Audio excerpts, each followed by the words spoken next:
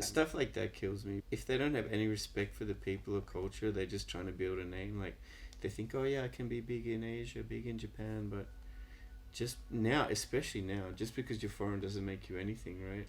Hey guys, Max here again, and welcome back to my channel. Today we're going to be doing another interview. It's with Leigh Carmichael. He's a bodybuilder and also a talent here in Japan. And he's not here. Where the hell is he?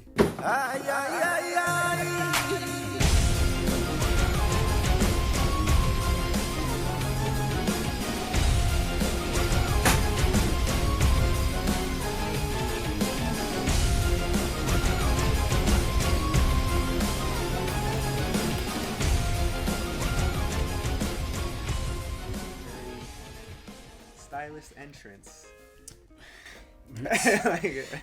It's like you're actually working.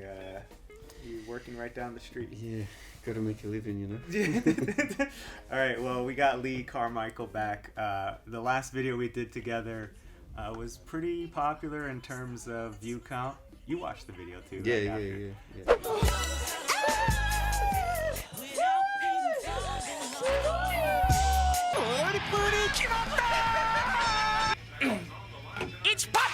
We wanted to do a follow-up video because we didn't really touch up on Leigh's life, I guess, coming into Japan, how he got started with everything. I don't even know how long you've been in Japan. Almost 9 years now. Really? Yeah. I mean, it's gone crazy fast. Okay, we'll have to get into how that all started, but right before that, I just wanted to go over some of the comments. You know, we didn't just mention the that classy JoJo opening that we just did. It's because a lot of people... one of my favorite comments on the video was, "I wish he did a JoJo pose." I need to learn the JoJo pose. Well, you're gonna start. It's different. Hopefully, it's different. Yeah. we can get you to start watching it. Did you see this one? At first, I thought he was Bear Grylls. I get that a lot. You do? I get that a lot. I probably did see it because I looked at some and then some were just like ripping into me, so I was like, oh, okay. But did you reply to any of these comments? I think it maybe a couple. Like I might have said like thank you or something, but yeah. I didn't go too deep into the comments. Let's jump in though to how this all started.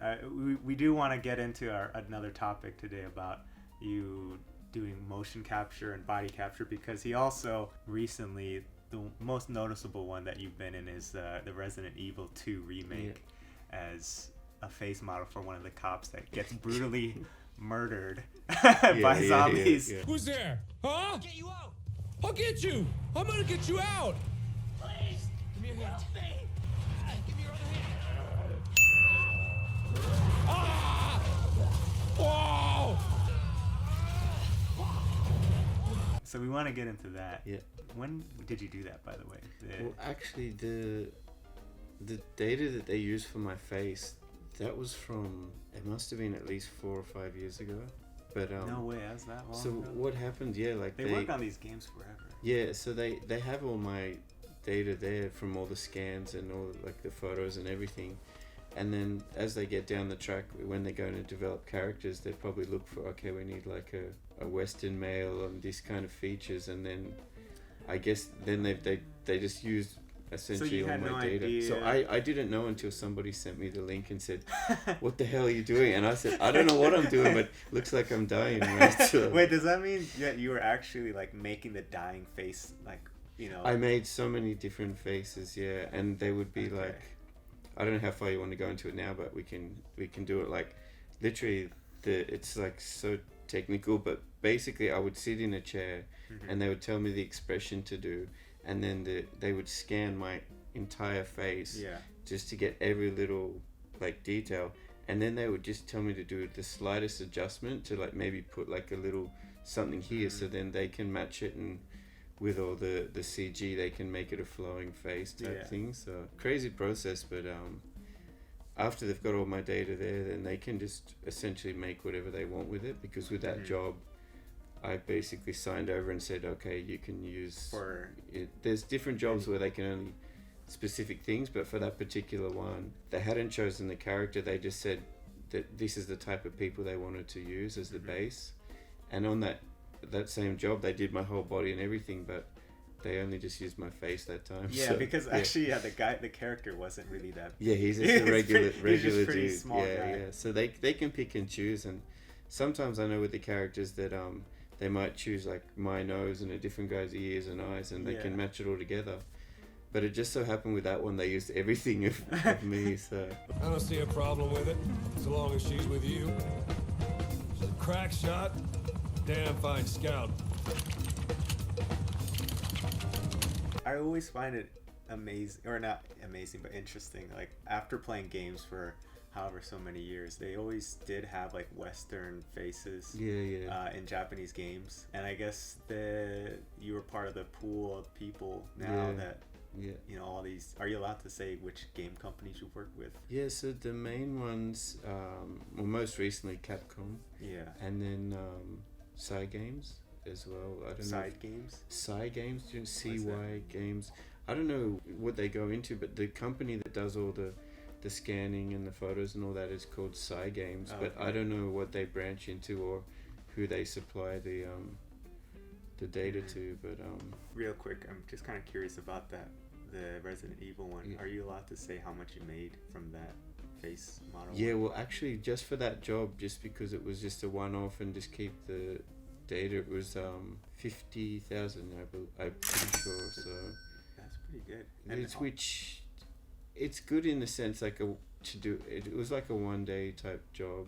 So if you think of it like that, oh cool, one day, like $50,500. But then you think about, wait a minute, they can make endless amount of characters, and they can make millions. Like it's kind of like, you signed off on that though. But I did it when I was still kind of new to it, and for me, like a job's a job, and I wanted the money type thing.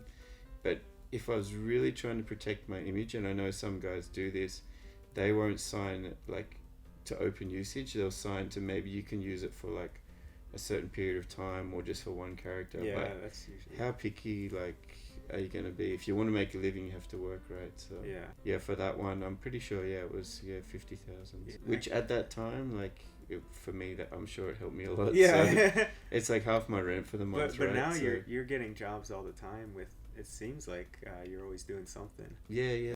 I keep busy, but it's not all good stuff. A lot of the stuff is like 15,000 a day type, just extra work or whatever. But I figured like if I'm free, work is work, and then it gets your name out there, and you meet people and different stuff pops up. So. Is your name pretty out there in like Capcom or? It was in Capcom because they used me for one character, and then I guess through the production side of things, the follow-ups that I got chosen for, I didn't have to audition, I didn't have to go and sell myself. They knew who I was, so they contacted the agency directly and said, we want to use Leigh for this character. Because they already knew. So I'm pretty sure like if there's they need a muscular guy, like, and I fit the right height and stuff like that, then they'll just come and ask me. But I guess they can't use me for every character, right? So it's I mean, but they can use your body though. Put somebody else's face on you, right? Yeah. And I know right now you're doing a big job with Capcom. You can't, the game is not releasing, so you can't say anything. But once that comes out, we probably should do a follow up because I really want to see that actually, because that's gonna be cool. For one of the days, they it's a big game. It was all just using my body to create the character, but for one of the things that they were working on, they didn't know, they said there's a potential they might use my face, so I actually got paid as the body model and the face model, so I'm waiting to see, but they can't tell me if they'll use it for this current game. Just for one of the characters, because I did a few apparently. But how much face action did you get? Not so much, like it wouldn't be like a big character. It would probably be just like maybe if there's an army, they might have a few like just random army, you know what I mean, like random just like some random guy who you're not going to really notice, but they still need to build the face. Basically every time they need in Japan, if somebody needs like an army or SWAT guy, they call Leigh. Army, police. Recently, it's been good because the Rugby World Cup. I've done a lot of cool rugby jobs. How many guys are there even that? Can you like count on your fingers how many guys in Japan usually get like these big buff guy jobs? Yeah, because there's like the group of us who go to all the auditions. So it depends on what they're looking for. Like if they want just more that like pro wrestler style, there's some big like chunky guys. But if they want the more lean, like kind of athletic, muscular guy, I'm pretty sure like there's a few guys who they're muscular, but they're not kind of as muscular as I am. But then also they're not white. Like they might be black guys, or they might be like some like more Latin looking. They like just a white muscular guy. There's like maybe me and a couple of other guys, but see a lot. You're like the only one I can ever think of. Yeah, there's not many. Even like when I'm out in Tokyo, like in a random like Don Quixote, I'm like, oh, there's Leigh on this workout item. Yeah. You said you've been in Japan for 9 years, and I guess going back, I mean, you're from Australia. Yeah, I was born on the west coast in Perth, but when I was young, my whole family moved to Sydney on the east coast. So my whole life basically Sydney. Yeah. So you grew up in Sydney. Elementary school, middle school, high school. Pretty normal, non-Japanese life, right? Like there's no like.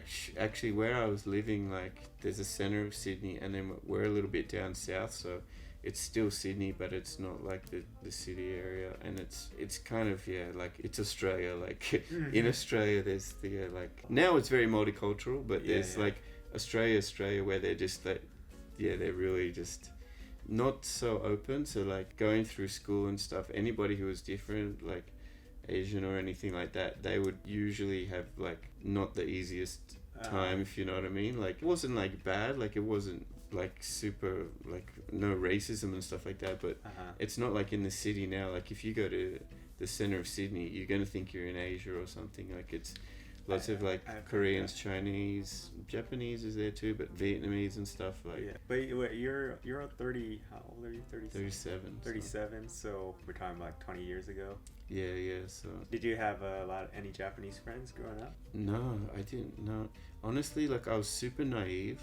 Like just growing up there, I didn't really know the differences between Chinese and Japanese, and like even like a few years ago I went home and I was with my wife actually. She's Japanese, and we must have been down by the beach or something, and somebody who I knew drove past and they saw us, and they hit me up on Facebook. They sent me a message and they said, oh, I haven't seen you for ages, and I saw you down at the beach with the Chinese girl. And I'm just like, good old Australia, I'm like, well, I have been living in Japan and my wife's Japanese, and pretty sure she's not Chinese type thing. I'm pretty sure. There's still people like that. I'm surprised. Usually, like, now, at least, what I'm used to is people will say Asian. No, but it was always, I don't know why growing up, it was if you're Asian, you're Chinese. So, I don't know why. It's still... Like you said, this just happened. There's people like that who they never got out. They just stayed there and they're stuck in that community. And it's like a surf community, and it's like barbecues and beer. And Australia is Australia, and don't come and take our country type thing. Sure, it sounds like some parts of America. Yeah, it's how it is. But then there's the other people on the other side of it who are just so open, and they know about the world, but it's like anyway, people just get sort of stuck in it. Sure. So. Yeah, your wife's Japanese, but you're saying that growing up you didn't know any Japanese Asian people. So how did you end up 9 years ago? So you're like 28? How did you make it over to Japan? It's a long story, but I'll try and compress it. Okay, sure. So I did all my schooling, and I went to University of Wollongong. Okay. Which Who knows? Maybe somebody watching. Maybe then somebody knows. Yeah. And then the plan was I was going to move up to the north of Australia, Queensland, because I love the beach and the surf and all that stuff. And around that time, my parents split up, and I was still living at home at the time. And my father, he was the main sort of income for the family type thing. And then it turned out that we needed to move out of our house, and we're going to get a new house. And basically I didn't want to just leave my mum there. Like I wanted to stay with my mum and the rest of my family and stuff. I decided not to move away, and I thought, okay, I got to work, like I got to get a job. So my friend was working at quarantine at Sydney Airport, and I contacted him because I knew he made good money and he had lots of like free time because it's a government job. And he said, oh no, there's no jobs here, but you can try customs because I think they're recruiting. So I applied for Australian customs. Anyway, long story short, I ended up working at Sydney Airport, and I got exposed to every different nationality. Like I was like checking passports, searching bags and everything, like all kinds of Asian nationalities, Africans, whatever. And the one thing I always noticed was these Japanese are so polite, and like, say there's the carousel and you got to line up to get out of the baggage claim area or whatever. All like other nationalities, not all of them, but there's some nationalities who they don't listen, they're just pushing whatever. Always the Japanese with their wheelie suitcases, they're standing there waiting to in line, and they're not causing any trouble. I'm like, geez, these people like, and it really like, I felt something like they match me because I've never been like aggressive or pushy, and I always sort of followed the rules type thing. So from that moment I had in my head like, Japanese people, like, they're so nice, and one day I've got to go to Japan, but before that I still had the American dream. I got to go live in Los Angeles. You're trying to do that? Oh, yeah, so I did do that. So okay. I worked for a couple of years at customs, and then I wanted to get to the States, but you know it's hard to get like a working visa and social security, so I got a job working in Colorado in the Vail Valley. So I went there and I worked and I got all my stuff, and then I went to California and I was living there as a bum, like I had a tourist. I thought you were gonna say something cooler, but no, I was doing like some personal training and stuff, but I had savings, so I was living like that, and all I was doing was going to like Gold's Gym in Venice, and I was just training and hanging out on the beach, and for me that was living the dream. And I had a tourist visa, but they would only allocate me like 90 days at a time. So I would shoot down to Mexico and then come back in again. I guess that's legal, right? Like I was technically legally in the country, but it got to the point where they're like, "Hey, what are you doing? Like, you're not working, you're coming in and out." So I was like, "Okay," and I went online and I got a working holiday visa for Canada.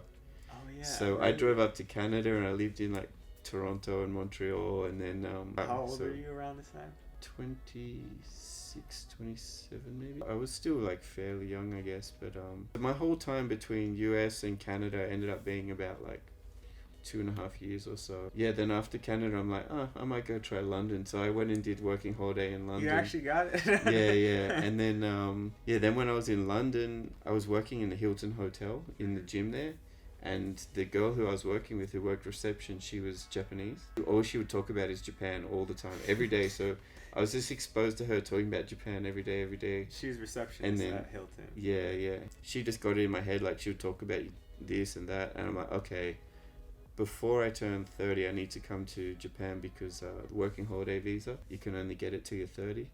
So I took the visa and then I came and then fell in love, and 9 years later, here. So. Wait, you fell in love that fast? With Japan. Oh, with Japan. Yeah, I thought you were going to say you found your wife. Like... No, my wife, it took me like 4 years, okay. 4.5 years to find her. So you came here 9 years ago. What was your like first impression?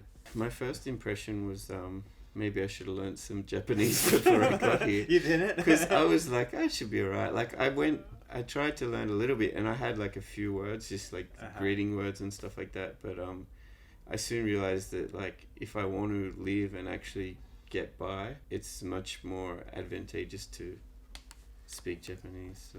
With the working holiday visa, did you start doing gym stuff, or did you immediately jump into like talent industry? I had known about the talent industry here because I was doing stuff in Australia. I was just doing extra work for like some TV dramas and stuff like that. If there's any Australians, I was doing like Home and Away and stuff. So it's kind of just like Australian sitcom drama, like just nothing. You were extra on that? Yeah, just doing extra. Like it was based on the beach, so I was always like the guy walking with the surfboard in the background, or they had some gym scenes, so I'd be in the background just lifting in the gym. And when did you start lifting anyway? Seriously lifting when I was like about 20ish, but I kind of started 18, 19ish. You were pretty skinny though before that, right? Yeah, I was. I used to run like cross country and long distance. I was like 50 kilos. Yeah. 50 kilos? Yeah, I was tiny. But that's why I started training. Because can I put a picture up? Yeah, I've got some good ones. Yeah, we'll put a picture somewhere. I was like racing at a really high level. Like some of my training partners now, they've competed in Olympics and everything. And I was at this level, like winning state and going to national tournaments and stuff. How fast was your, like 5K, I guess? I remember like it was always a goal to get under 15 minutes. Right. And I did break that, fast. So I got like maybe like 14:50 or something like that. 14. How'd you jump from wanting to be, long distances? You're gonna be skinny. How'd you end up? Yeah, that's Why did you? it's something I think about a lot because I kind of regret it a bit. But growing up in Australia, like rugby culture is big, right? So a lot of guys I went to school with, they were already lifting weights like through high school and stuff, and they were all big. And in Australia, when you turn 18, you can go out to bars and clubs and you can drink and stuff. Yeah.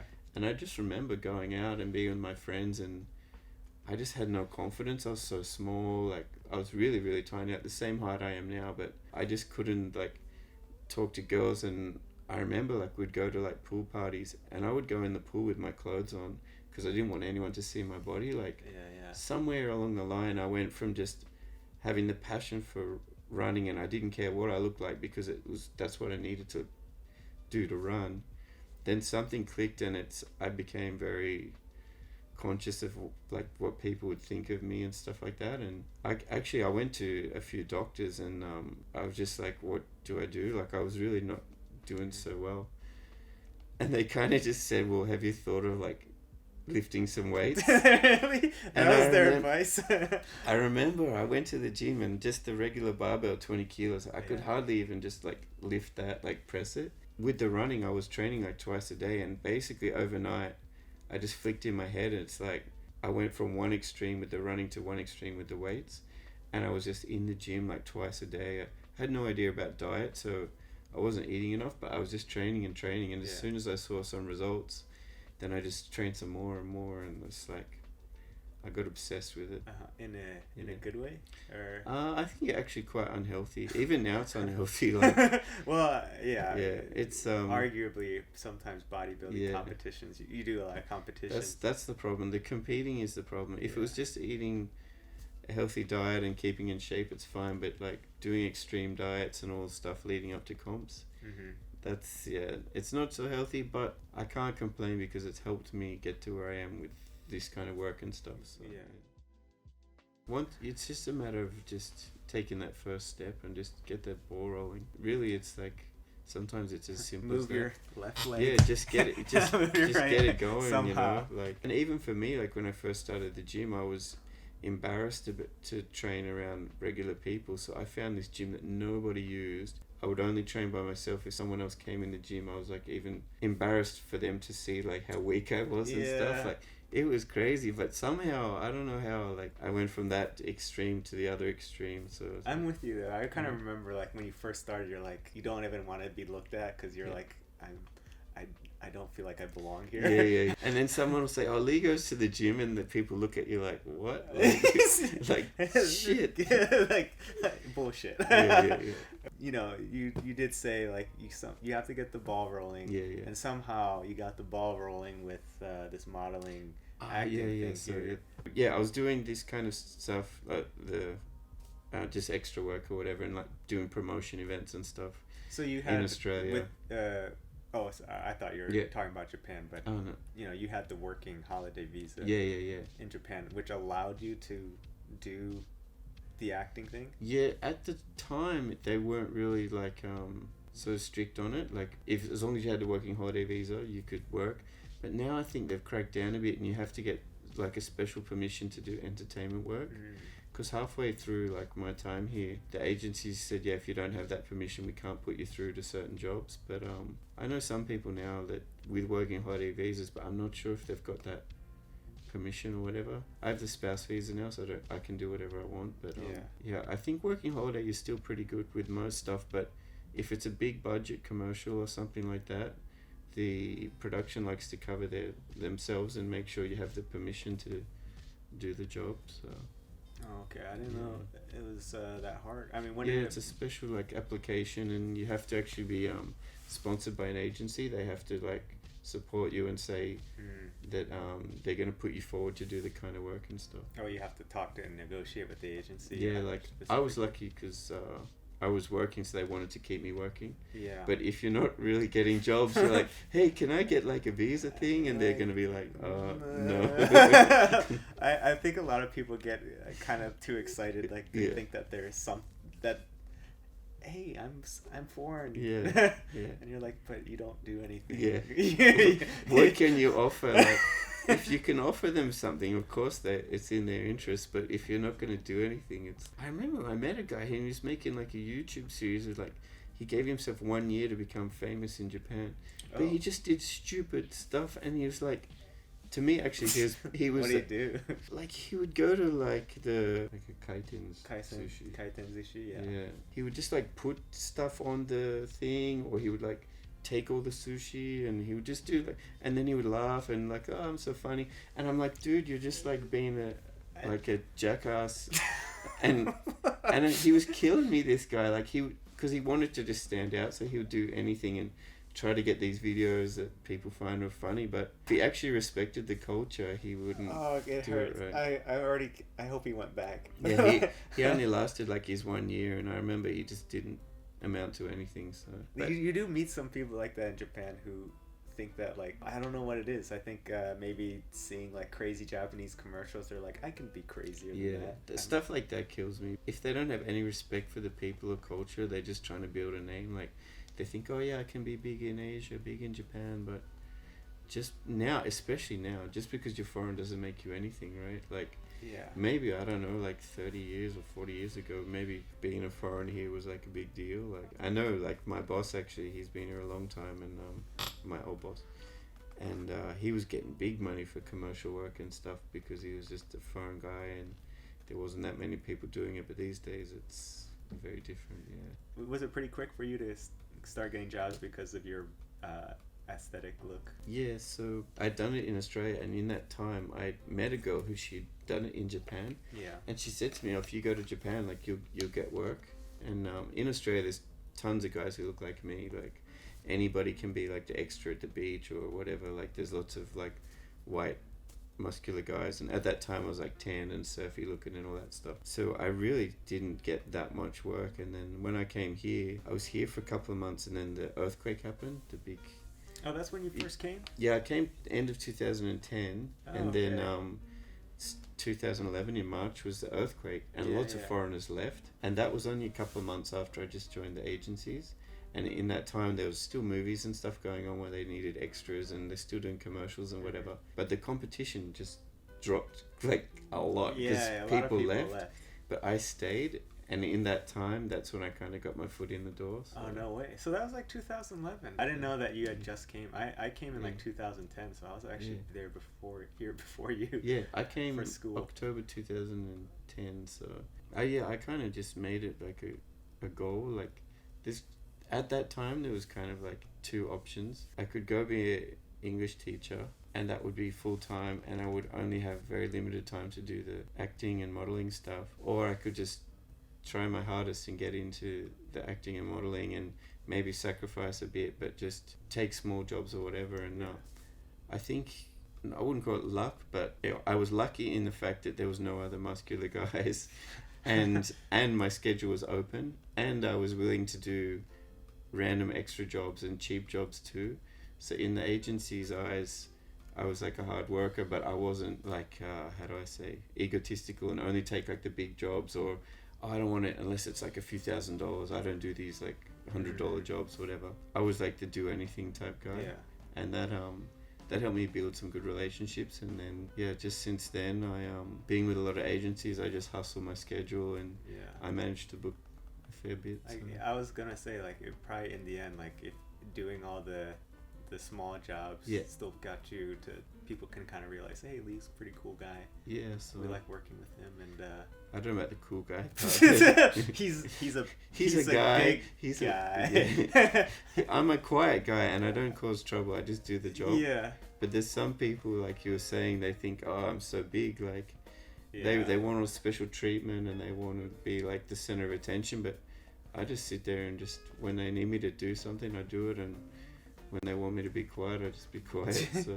Well, I think that's good advice, you know, like partially making this video so that people know, you know, how the system works, and if you want to get your foot in the door, Leigh, he did a bunch of he was grinding. Yeah, I still grind. Like this week I've been outdoors. Like it's so hot in Tokyo right now, so humid. You came in sweating like crazy. I was like a Russian mobster in a black suit, standing outside just holding a gun as an extra, like just for like hours in the sun just dying. And then I was playing American football in an army uniform out in the sun dying. Like I'm taking these hits now, but like These say are all for good example this stories, week though. I've managed to book something like every day. Yeah. So even if it's only like $150 a day, you think of it as a week's worth of work. Like it adds up. That's still good. And you didn't go the English teacher route, which probably would have put you in a different position. Yeah, if I did that, I wouldn't be available for anything. Maybe like have my Saturday or Sunday free or whatever. But I figured if I'd pushed hard enough, and because I felt I had something to offer that others didn't. If I was just like a super regular guy, like I'm not like better than regular guy, but I mean I've got something that they can use. Yeah. If I didn't have anything, then I wouldn't have had the confidence. But I knew that like if I went to an audition and they needed somebody in shape, and I can usually have the confidence that I'll do well. You know, going back real quick to the Resident Evil 2 though. Yeah. Have you played it yet? No. You haven't even touched it. No, I'm not sure if I should say, but I don't. That's fine. I have never played any games. Like the last games I played, I remember my father, he was a little bit on the cheaper side. He didn't ever buy us a Sony. Everybody else had, what was it, Sony something or other, but we had the Atari, so we That's had so old. Atari, like I think it was like 2800 or 7800 yeah, it's or basically something. you're playing with two balls. Yeah, and one ball. then it advanced to a little bit, and we had like some color games and stuff. But I remember going to friends' houses, and they were already playing all these games so much more advanced that I was always behind the ball on it. So I was just like, from a young age, I just kind of just like, nah. I think maybe my father, he like just killed the gaming in me. So Well, nothing, I never. It's so funny though played because so anything. many people who come to Japan either like games or anime or something with Japanese culture, but it feels like you just came because you felt like the people were really nice, and one girl in the Hilton Hotel in London Yeah, she kept helped talking, a lot. Yeah. kept talking about it. Even with a lot of the jobs, like, because when they do, like, for example, I had a promotion event for a pachinko place, and they wanted to do some like anime characters to dress up or whatever. So I got the job, and then they said, "Oh, you're gonna be Hokuto Ken." Wait, So- really? You're hooked on Ken? So Hokuto no Ken. Okay. Are you serious? See, that's how bad. I don't even know the No. guy I'm playing. No, that's So I already did the job, right? They had the costume and hair and stuff, and I'm walking around Shinjuku like handing out these. Are you kidding me? brochures, It's one of my pictures, yeah. favorite, like, I would say it's one of my favorite anime in terms of, it's just Yeah, it's like JoJo. It's just very ridiculous, big buff guys. Yeah, so He pokes someone, and then they explode. okay, so I had no idea. I felt bad. Like I was happy I got the job, but like I don't know anything about the story behind the guy. Like all I know is they picked me because for the costume they wanted somebody with some muscles. Yeah. It's hilarious. I find that so funny though. Stuff that like you that, get yeah. so much of this stuff, and you're like, I don't even know what I'm doing. Even the agencies, they'll send you an email about a job, and they say, "Oh, the image is like so and so character," and I have to Google search it every time because, and then it'll pop up like some muscular anime guy with like blonde hair, and I'll say to my wife, "Hey, do you think I can look like this guy?" She's like, "Yeah, you can do." It's just like she doesn't know anything either, so we're as dumb as each other. We're just like whatever. That's hilarious. Yeah, like what's the pay? Oh yeah, okay, try. Yeah. Try. The main thing is like because I had people reach out to me and. Because of the last video. Basically, if you're in Japan and you have the right visa, like for working or whatever, you can register with the agencies. But just because you register with the agencies doesn't mean you're gonna get work. I meet people randomly and they're like, "Oh, do you work much?" And I'll be honest, I say, "Yeah, I do." And then they say, "How do you get so many jobs, this and that? And you with this agency?" And we're all in the same agencies. But if you don't have something that they can use, you're not going to get used. You have to decide, like, what are you going to do? Like, there's another guy, he's a big muscular guy, but he's African American and he's got dreads, so Yeah. he gets a lot of stuff for that type of character, and he knows that, so he's keeping his hair. It means he can't get like regular type jobs, like just as a businessman or whatever, but he knows the payoff from the other stuff is better. But Yeah. if you're a white guy, and you're not super good looking or tall and thin for fashion, and you're not, maybe if you're not funny or you're not good at acting, then you got to consider like, what am I going to do, right? You got to have something. Yeah. I mean, you have to either be very good at Japanese. Yeah. You got to juggle. I don't know. You know, have some sort of special skill, which a lot of people, I think, they think that they can just be big because they look different than everyone else, and they come in and they're like, don't you want me to be famous? And you're like, no. Because when you're in the audition and everybody's sitting next to each other, how are you going to stand out from the next guy? And just doing some stupid weird voice or something no good. People do that. They just purposely be like, and then dumb. Like, we do want to wrap this up. We never touched on this, but thanks for the protein, man. No problem. This is vegan protein. Yep. From My Protein. My Protein. It sounds like a Japanese thing. I'm sure we could talk forever because we didn't even touch on some of the things we're going to talk about anyway. So. What did we not touch on? Oh, we went into like the sort of the game stuff, but more like sort of the process and stuff like that. Man, I don't know how interested people are in the actual process. Well, it's pretty interesting to me, but I feel like we can touch on this more when that next game is coming out. It might be another year or so, but we'll see. I'll be around. Well, who knows? Hey, if you guys want to hear more about specifically just the video game things, we can do that, but let us know. I gotta get back to work anyway. Yeah? Oh, yeah, really? Are you going back to work? Yeah, working in the conveni, right? Oh, yeah. Go back and I'll see you later. Anyways, you can follow Leigh on Instagram. He has a YouTube channel too.